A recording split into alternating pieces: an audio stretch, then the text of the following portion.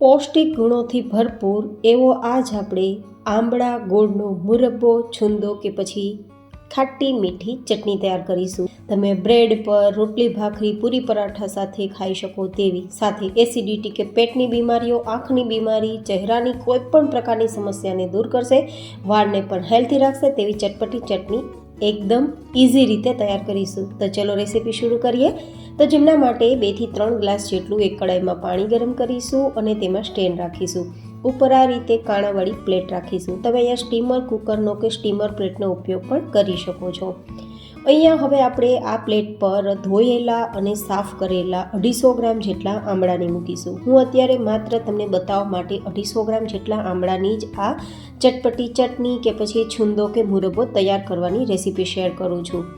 તમે વધારે પણ લઈ શકો છો. જેનું માપ પરફેક્ટ હોવું જરૂરી છે. તો એકદમ લચકાદાર આપણો મુરબ્બો કે છુંદો તૈયાર થશે. હવે આમળાને થોડા નરમ થાય ત્યાં સુધી આપણે સ્ટીમ કરવાના છે. એકદમ મેશી થઈ જાય, માવો થઈ જાય તેવા આપણે બાફવાના નથી. તો હાઈ ગેસની ફ્લેમ પર 5 મિનિટ તેને થવા દેશું અને ઢાંકી દેશું તો ફટાફટ થઈ પણ જશે.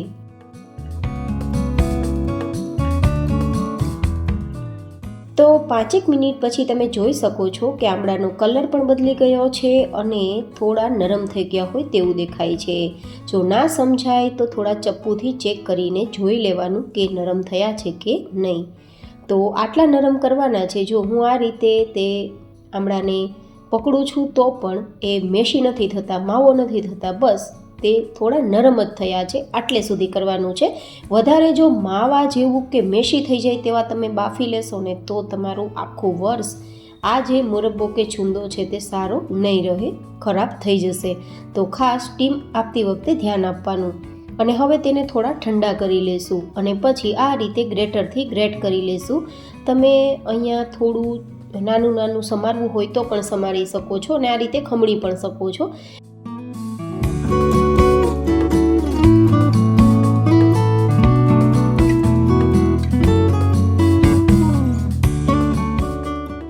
અને એકદમ સરસ ખમણાઈ ગયા છે. તો આ રીતે તેના ઠળિયા પણ આરામથી અલગ થઈ જશે.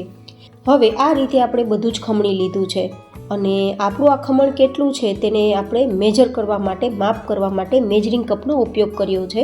જેથી તમે ગ્રામમાં અને મેજરિંગ કપથી બંનેથી માપ સેટ કરી શકો જે રીતે તમને અનુકૂળ હોય. તો હવે આપણે લગભગ કડાઈમાં 1 ચમચી જેટલું દેશી ઘીને ગરમ કરીશું અને જે 2 કપ જેટલું આંબળાનો આપણું ક્રશ છે અથવા જે છુંદો છે તેને આપણે ઉમેરીશું. અહીંયા આપણે ઘીમાં આંબળાને શેકવાથી શાઇનિંગ પણ આવશે, સેલ્ફ લાઈફ પણ વધી જશે, સુગંધ પણ સારી આવશે અને સ્વાદ પણ સારો આવશે. જો કે તમે ઘી ઉમેર્યા વગર શેકીને આ રીતે તૈયાર કરી શકો છો, પણ હું તમને રિકમેન્ડેડ કરું છું કે 1 ચમચી ઘીમાં શેકજો. સ્વાદ અને સુગંધ બંને સરસ આવશે અને લાઈફ ટાઈમ તેની શાઇનિંગ જળવાઈ રહેશે જ્યાં સુધી આપણો છુંદો પૂરો નહીં થાય. તો હવે લગભગ 1-2 મિનિટ આ રીતે ધીમા ગેસની ફ્લેમ પર શેકવાનું છે અને પછી તેમાં મીઠાશ આપવાની છે. તો મીઠાશ આપવા માટે જે મેજરિંગ કપથી આપણે છુંદો લીધો છે તે જ મેજરિંગ કપથી 1 કપ જેટલો દેશી ગોળ લેશું. તમે અહીંયા ખાંડનો કે મિશ્રી પાવડરનો ઉપયોગ કરી શકો છો, પણ હું આ જે મુરબ્બો છે તેને વધારે હેલ્ધી તૈયાર કરવા માટે ગોળનો ઉપયોગ કરું છું. તો અહીંયા આપણું માપ એકદમ પરફેક્ટ છે. 250 ગ્રામ જેટલા આમળાની સામે 250 ગ્રામ જેટલો જ ગોળ લીધો છે. 2 કપ આમળાના ખમણની સામે 1 કપ જેટલો ગોળ છે. એકદમ પરફેક્ટ માપ છે જેથી રસકસતો અને એકદમ ખાટો મીઠો આપણો છુંદો, મુરબ્બો કે ખાટી મીઠી સ્પાઇસી ચટણી તૈયાર થાય. હવે આ રીતે સતત ચલાવીશું અને ધીમા ગેસની ફ્લેમ પર આપણો ગોળ છે તે ઓગળી જાય ત્યાં સુધી કૂક કરીશું. પછી આગળની પ્રોસેસ ક્યાં સુધી કૂક કરવાની છે તે જોશું. ગોળ અને આંબળાના મિશ્રણથી તૈયાર થયેલ આજનો આ છુંદો, મુરબ્બો કે ચટણીને દરરોજના માટે જો 1 ચમચી તમે ખાઈ લેશો ને તો તમને અદ્ભુત ફાયદા થશે. જેમ કે તમે હૃદયની બીમારીઓથી દૂર રહી શકશો કારણ કે તેની અંદર ઝીંક અને કોપર ભરપૂર હોય છે. સાથે જ પીરિયડ્સના સમયમાં તમને ખૂબ જ દુખાવો થતો હોય તો તેમાં પણ રાહત થશે. તમારું પાચન તંત્ર છે એકદમ મજબૂત કરી પેટની દરેક સમસ્યાનું સમાધાન મેળવશે. તમારી ઇમ્યુનિટી એટલી બધી ઇમ્પ્રૂવ કરશે કે તમે વર્ષ દરમિયાન ક્યારેય બીમાર નહીં પડો. તમારો ચહેરો એટલો બધો સુંદર થઈ જશે. ચહેરા પરના દાગ, ધબ્બા, કરચલી આ બધું જ દૂર થશે ને ચહેરો એકદમ ગ્લો કરશે. સાથે જો તમે અલ્સરના પેશન્ટ છો તો તમારા માટે તો આ મુરબ્બો વરદાનરૂપ સાબિત થશે. અને જો કબજિયાતથી પીડાવ છો તો પણ તમને ખૂબ જ ઉપયોગી થશે. અને હરસ મસાને મટાડવામાં પણ આ મુરબ્બો તમને આશીર્વાદ સમાન રહેશે. આ જે આંબળાનો મુરબ્બો છે તેની અંદર રહેલું વિટામિન સી તમને હાડકાં મજબૂત કરી સાંધા કે ગોઠણ કે કમરના દુખાવામાં પણ રાહત આપશે. હવે આ રીતે ગોળ ઓગળી ગયો છે તો થોડા આપણે મસાલા ઉમેરી દઈશું. મસાલાની અંદર લગભગ 2 થી 3 ચપટી જેટલું આપણે સેંધા નમક ઉમેરીશું. તમે સાદું નમક ઉમેરી શકો છો. સાથે આપણે તેમાં અડધી નાની ચમચી જેટલો સંચર પાવડર ઉમેરીશું એકદમ ટેંગી ટેસ્ટ માટે. 1 નાની ચમચી જેટલું લાલ મરચું પાવડર થોડા તીખાસ માટે, જો કે ઓપ્શનલ છે. અડધી નાની ચમચી જેટલો હળદર પાવડર જે નેચરલી કલર અને હેલ્થ બંનેનું કામ કરશે. સાથે એક મોટો ટુકડો તજનો લઈ તેના નાના ટુકડા કરીને ઉમેરશું જે સેહત અને સ્વાસ્થ્ય બંનેનું કામ કરશે. સાથે એકદમ સરસ મજાની સુગંધ પણ ફેલાવશે આપણા છુંદામાં. અડધી નાની ચમચી જેટલો મરી પાવડર ઉમેરીશું જેથી કોઈ પણ વ્યક્તિને પેટની સમસ્યા હોય તો વધારે સારું રિઝલ્ટ મળે. હવે અહીંયા તમે આદુના ટુકડા, આદુની પેસ્ટ અથવા તો આદુનો પાવડર જેને સોંઠ પાવડર કહીએ તે પણ 1 ચમચી જેટલો ઉમેરી શકો છો જો પસંદ હોય તો. પણ મેં નથી ઉમેર્યો કારણ કે વધારે મસાલાથી થોડું તીખાસ વધી જાય તેમ હતી એટલા માટે. પણ જો કે તમને થોડો સ્પાઇસી ટેસ્ટ જોતો હોય તો ઉમેરી શકો છો. હવે આ બધા જ મસાલા આ રીતે મિક્સ કરી દેશું અને જ્યાં સુધી આપણા છુંદાની જે સિરપ તમને દેખાય છે, પાણી તમને જે દેખાય છે તે ચાસણી બનવા ના લાગે ને ત્યાં સુધી આપણે ધીમા ગેસની ફ્લેમ પર સતત ચલાવીને કૂક કરવાનું છે.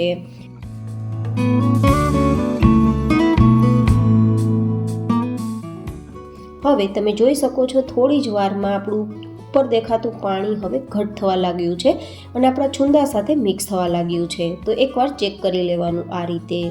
આંગળી અને અંગૂઠા વચ્ચે આપણે આ રીતે ચેક કરતાં અડધાથી 1 તાર જેવી ચાસણી તૈયાર થવી જોઈએ. વધારે કૂક નથી કરવાનું. જો વધારે કૂક થઈ જશે તો લાંબા સમય સુધી આપણી આ છુંદા કે મુરબ્બા કે ચટણીની જે કન્સિસ્ટન્સી છે થોડી ડ્રાય થઈ જશે, સુકાઈ જશે. તો ખાવામાં જે સોફ્ટનેસ મળવી જોઈએ, જે લચક મળવી જોઈએ તે લચકદાર ચટણી કે છુંદોની કન્સિસ્ટન્સી નહીં રહે. તો બસ અડધાથી 1 તારની ચાસણી તૈયાર થઈ જાય પછી આપણે ગેસની ફ્લેમ બંધ કરી દેવાનું છે. અને આંબળામાં થોડો કડછો ટેસ્ટ હોય છે તો કડછા ટેસ્ટને દૂર કરવા માટે 1 નંગ લીંબુનો રસ ઉમેરીશું જેથી એકદમ ચટપટો, ખાટો, મીઠો, તીખો આપણો છુંદો અથવા તો મુરબ્બો અથવા તો ચટણી તૈયાર થઈ જાય. અહીંયા આપણે લીંબુ ઉમેર્યું છે તો ટેસ્ટ તો સારો મળશે જ પણ આપણા છુંદા કે મુરબ્બાની સેલ્ફ લાઈફ પણ સારી રહેશે કારણ કે લીંબુ એઝ અ પ્રિઝર્વેટિવ કામ કરે છે. તો લીંબુ ઉમેર્યા બાદ બસ મિક્સ કરવાનું છે. ગેસની ફ્લેમ હવે ચાલુ નથી કરવાની. અને ઉપરથી ઈચ્છા હોય તો તમે ડ્રાય ફ્રૂટ્સના ટુકડા છે અથવા તો આ રીતે મેં મગજતરી ઉમેર્યા છે તે પણ ઉમેરી શકો છો જે સ્વાદ, સેહત અને કલરનું કામ કરશે અને લુક એટ્રેક્ટિવ આપશે. તો મિક્સ થઈ ગયા બાદ નીચે લઈ લેશું અને તમે આ જે છુંદો કે મુરબ્બો છે તેને પરફેક્ટ ઠંડો કરી કોઈ કાચની બરણીમાં કે કાચની જારમાં સ્ટોર કરી તમે આખું વર્ષ ખાઈ શકો છો. આ ચટણી કે છુંદો તમને આખા વર્ષ દરમિયાન નિરોગી રાખવામાં ખૂબ મદદરૂપ થશે. બસ રોજની 1 ચમચી અને લાઈફ તમારી હેલ્ધી એન્ડ હેપી. તો કેવી લાગી તમને મારી આજની આ ડિલિશિયસ રેસિપી? કોમેન્ટમાં ફીડબેક જરૂર શેર કરજો. ફરી મળીશું એક નવી જેન હેલ્ધી રેસિપી સાથે. ત્યાં સુધી stay healthy and stay happy.